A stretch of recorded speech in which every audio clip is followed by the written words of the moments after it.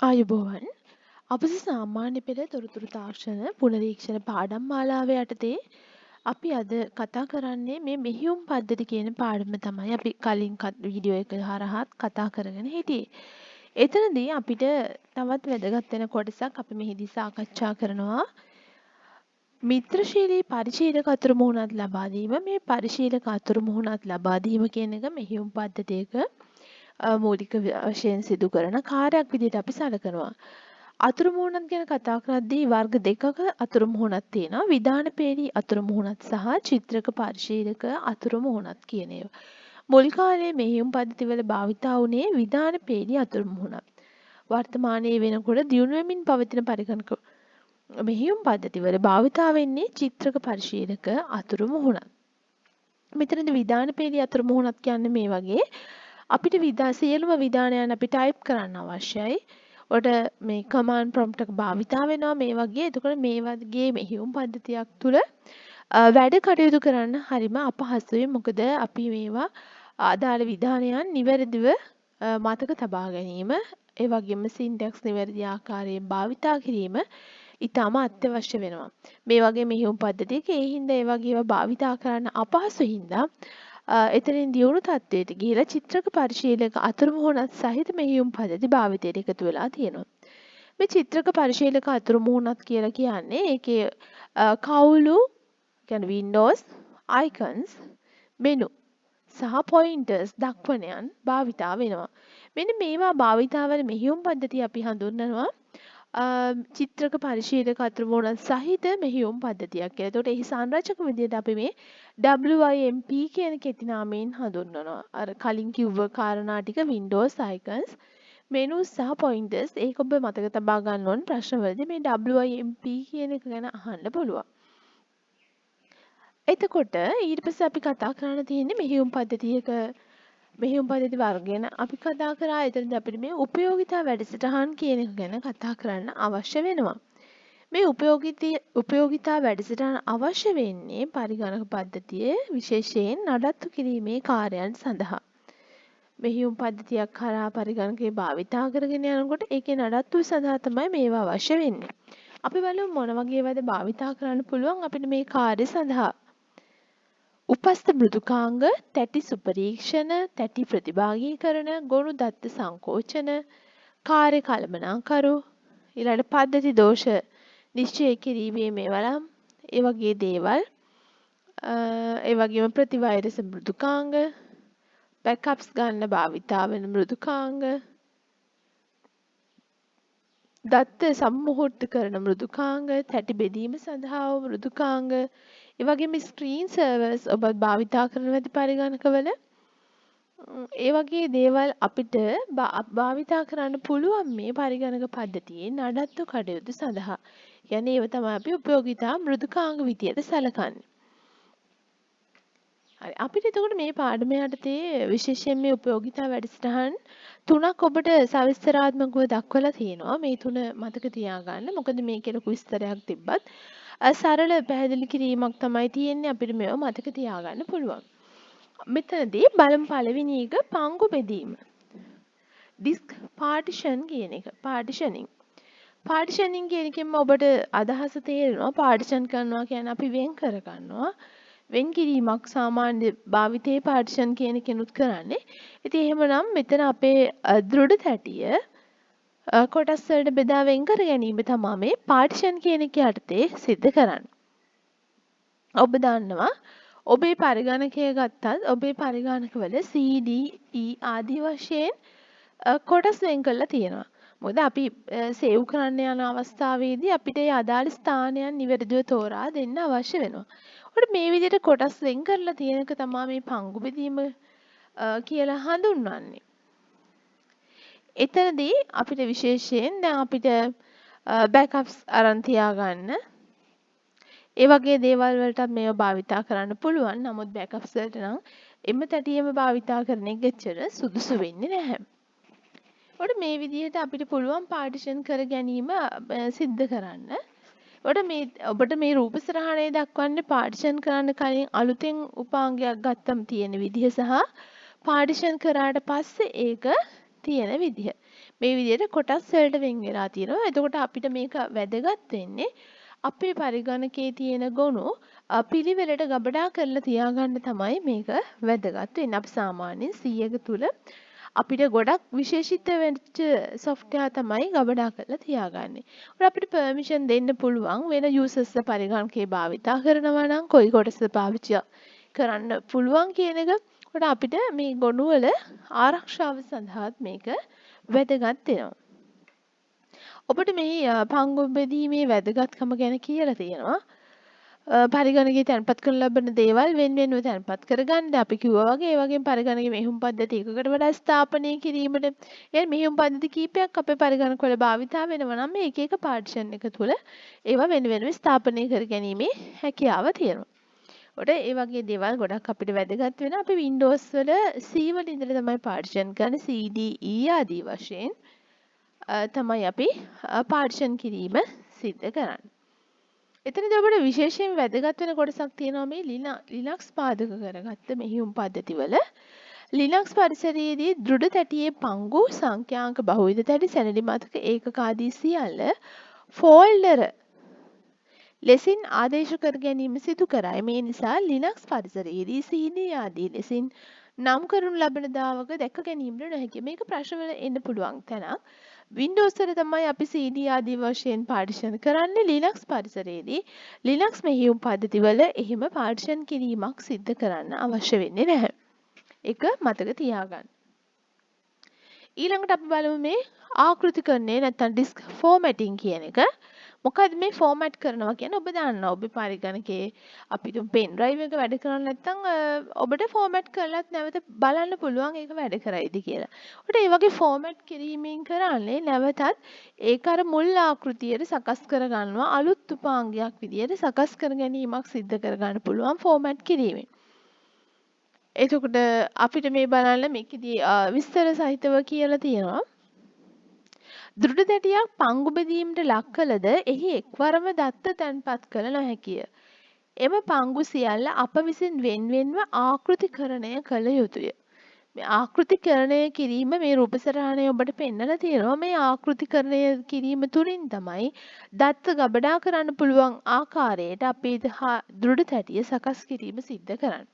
එතකොට මේක ඉතාමත් අත්‍යවශ්‍ය දෙයක් වෙනවා.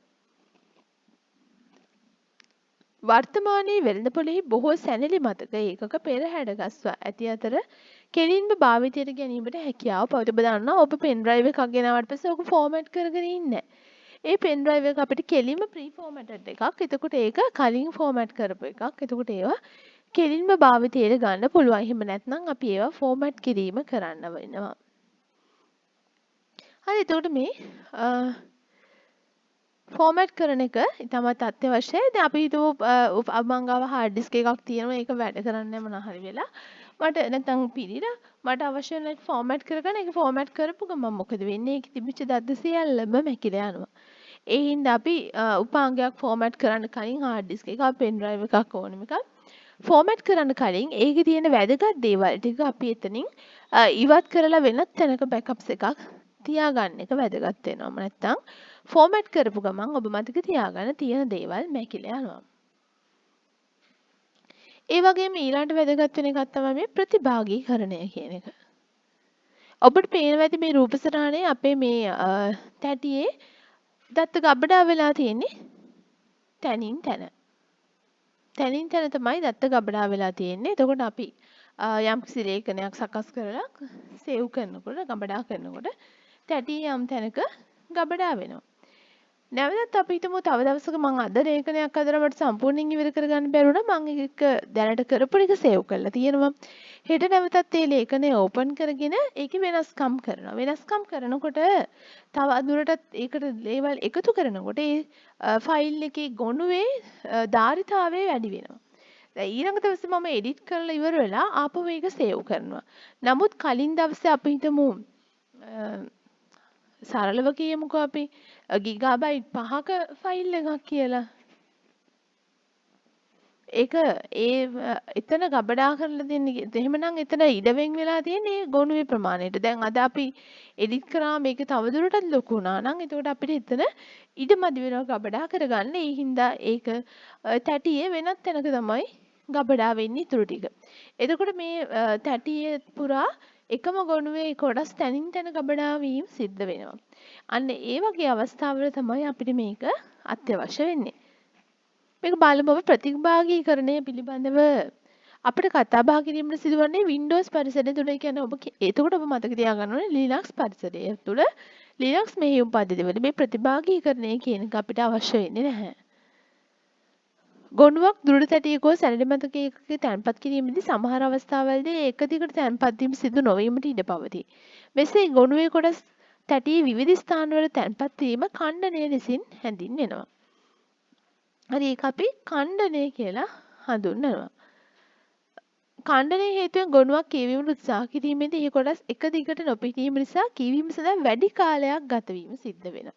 ඒක ඔබ මතක තියාගන්න. මේ පරිගණකයේ කාර්යක්ෂමතාව පහළ දැමීමට හේතු වෙනවා. මොකද තනින් තන නම් තියෙන ෆයිල් ඒවා හොය හොය කියවන්න ඕනේ.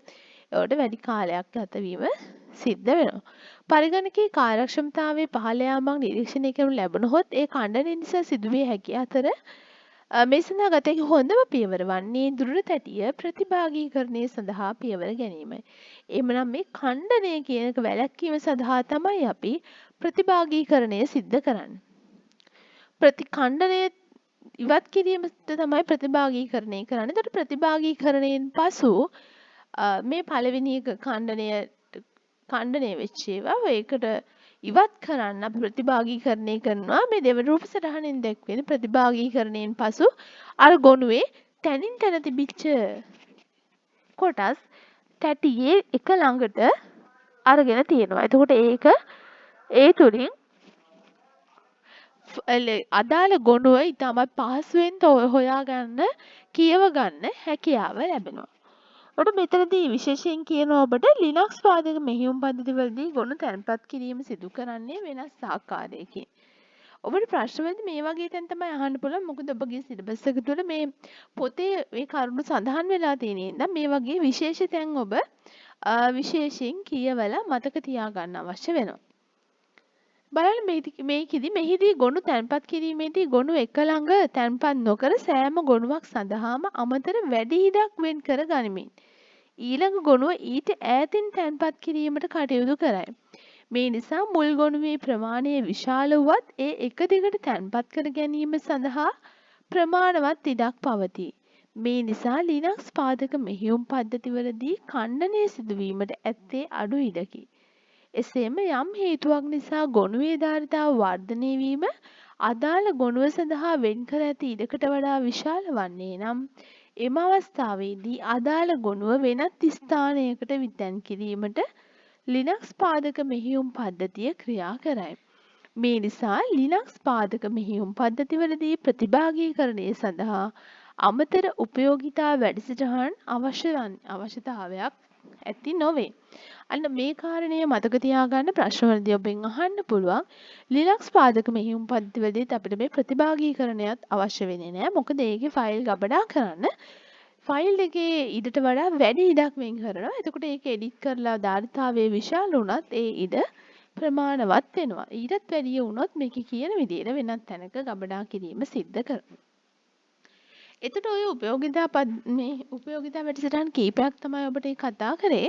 විෂය නිර්දේශය තුල තියෙන ඔබන්නේ කොටස් තුන විශේෂයෙන් වෙන් කරලා හඳුනා ගන්න ඕනේ. හරි. ඊට පස්සේ අපි බලමු අපිට තියෙනවා මේ ගොනු පද්ධති ගැන සරල විස්තරයක්. ගොනු කියන්නේ ෆයිල්ස්. ඔබ දන්නවා අපි යම්කිසි මෘදුකාංගයක් භාවිතා කරලා හදන ෆයිල්ස් තමයි මෙතන තියෙන්නේ. මේ ගොනු අපේ පරිගණකයේ තුල ගබඩා වෙන්නේ. අපිට එහෙමනම් මෙන්න මේ ගොනු සම්බන්ධයෙන් වැදගත් වෙන දේවල් ටිකක් තියෙනවා. ගොනුවක ගොනු නාමය සහ දිගුව කියලා කොටස් දෙකක් තියෙනවා. ඒ කියන්නේ ඔබ සේව් කරනකොට දෙන්නේ ගොනු නාමය. දිගුව ලබා දෙන්නේ අදාළ මෘදුකාංගයේ හරහා. හිතුවොත් ඔබ වර්ඩ් පාවිච්චි කරලා ලේඛනයක් හදනවා කියලා ඔබ ඒ ලේඛනයට ලබා දෙන නම තමයි ගොනුවේ නාමය වෙන්නේ. දිගුව විදිහට .docx කියන එක ඒ අදාළ මෘදුකාංගයේ හරහාම ඔබට ගොනුවේ දිගුව ලැබෙනවා. ඔකට PowerPoint නම් .ppt ආදී වශයෙන් ගොනුවේ නාමයේ දිගුව කියන එක සම්බන්ධ වෙලා තමයි සම්පූර්ණ ගොනුවක් නාමයක් ගොනුවක නම සම්පූර්ණ නම සකස් වෙන්නේ. එතකොට මේ ගොනුවක දිගුව අපි කොහොමද එහෙමනම් බලාගන්නේ? මේ එක්ස්ටෙන්ෂන් එක බලන්නේ කොහොමද? අපිට පුළුවන් මෙන්න මේ ආකාරයෙන් start control panel fold options view hide extensions for known file type කියන තැන මේ රූප සටහනේ තියෙනවා control panel එකේ මේ fold options වල hide extensions for known file types කියන තැන තියෙන ටික් එක අපි ඉවත් කරගත්තොත් අපිට පුළුවන් මේ අපේ ෆයිල්ස් වල එක්ස්ටෙන්ෂන් එක බලා ගන්න. ඔට ඒ විදිහට අපිට බලා ගන්න පුළුවන්. එහෙම නැත්නම් ඕනම ෆෝල්ඩ් ඒ කියන්නේ ඕනම ගොනුවක් right click කරලා properties ගියාම right click කරාම තියෙනවා properties කියන එක. ඒ properties වලට ගියාම අදාළ එක්ස්ටෙන්ෂන් එක ඔබට බලා ගැනීමේ හැකියාවක් තියෙනවා. properties යන ඕන properties ගියාම තමයි අපිට මේක බලා ගන්න පුළුවන් ඒ අදාළ ඒකේ එක්ස්ටෙන්ෂන් එක මොකක්ද කියන එක. හරි. එතකොට මෙන්න මේ වගේ එක්ස්ටෙන්ෂන් තියෙනවා. මේ කීපයක් ඔබට දක්වලා තියෙනවා මේකෙදි.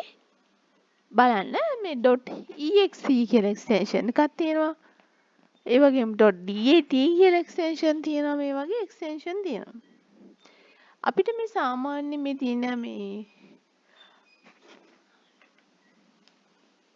හරි එතකොට මේ වගේ එක එක එක්ස්ටෙන්ෂන් තියෙනවා මේ රූපේ පෙන්වලා තියෙන්නේ ඔබට මේවා එක්ස්ටෙන්ෂන් එතකොට මේ caller64.exe කියන එක exe කියන එක්ස්ටෙන්ෂන් එක ඔට caller 64 කියන එක ඒකේ ගොනු නාමයේ විදිහට සලකනවා මෙතන ගොනු නාමය සහ දිගුව ඔබට දක්වලා තියෙනවා. එතකොට ගොනු නාමය සහ දිගුව වෙන් කරන්නේ ඩොට් ලකුණක් භාවිතා කරලා. ඩොට් ලකුණ භාවිතා කරලා. ගොනුවක දිගුව අනුව මෙහෙයුම් පද්ධතිය ගොනුවේ වර්ගය හඳුනා ගැනීම ඔබටත් කලිනුත් පැහැදිලි කරා. ගොනු ඒක අදාළ මෘදුකාංගයෙන් තමයි මේ එක්ස්ටෙන්ෂන් එක ලැබෙන්නේ. එතකොට ඒක මොන මෘදුකාංගයක් කරා කරපු එකක්ද කියලා හඳුනා ගැනීමේ හැකියාව තියෙනවා. මේ උදාහරණ කිහිපයක් .exe කියන ඒවා executable files. ඒන රන් කරන්න පුළුවන් වැඩසටහන් තියෙන්නේ ගොඩක් වෙලාවට වෛරස් එහෙමත් තියෙන්නේ .exe එක්ස්ටෙන්ෂන් එකක් සහිතව.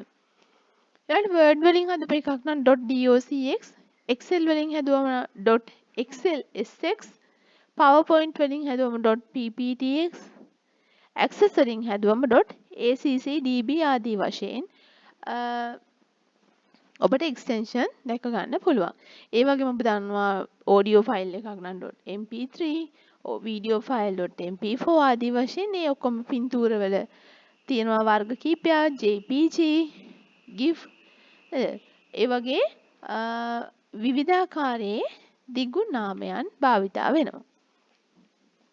හරි මෙතනදී අපිට කියනවා මේ අපිට මොනවද මෙහියුම් පද්‍යයක් මගින් ගොනුවක් සම්බන්ධ පවත්වාගෙන ලබන කරුණු ගැන මෙතනදී කතා කරනවා. එතකොට ගොනුවේ වර්ගය, ගොනුවේ ප්‍රමාණය, ගොනුව තැන්පත් කර දිනේ වේලාව මේ දේවල් අපිට මෙන්න මේ මම කිව්වා ගොනුවක් right click කරලා properties ගියාම ඔබට ඒ ගොනුව සම්බන්ධයෙන් තොරතුරු බලා ගන්න පුළුවන්. දැන් මේ මෙතනත් උදාහරණයක් ඔබට පෙන්නලා තියෙනවා මේ image file එක. මේක බලන්න type of file කියන තැන තියෙනවා jpg කියලා .jpg කියලා වරහන් ඇතුලේ තියෙනවා. ඒක තමයි extension එක. ඒ හරහා ඔබට අදාළ ලේඛනය මොන වර්ගයේ එකක්ද කියන එක හඳුනා ගැනීමේ හැකියාව තියෙනවා.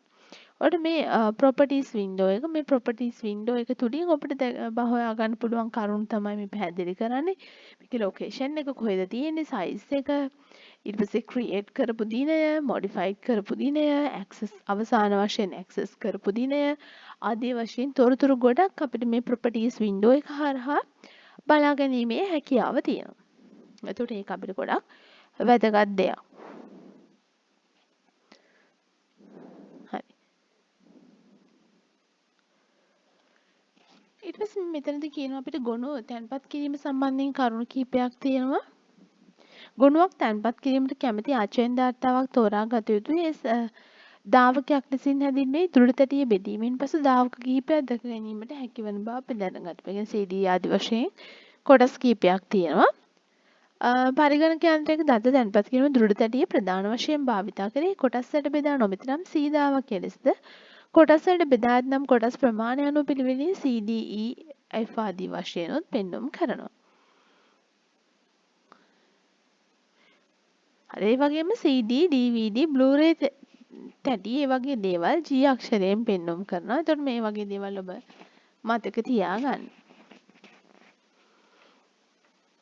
එහෙමනම් මෙතනදී මේ අපිට ෆෝල්ඩර් එකක් නිර්මාණය කරන විදිහ ඒ වගේ කරුණු කීපයකුත් මේ පාඩමේ කතා කරනවා. මම හිතනවා ඔබ ඒව දන්නවා ඇති. අපිට ෆෝල්ඩර් එකක් හිස් අවකාශය තුන රයිට් ක්ලික් කරලා නිව් ගියාම අපිට ෆෝල්ඩර් එකක් ලබා ගැනීමේ හැකියාව තියෙනවා.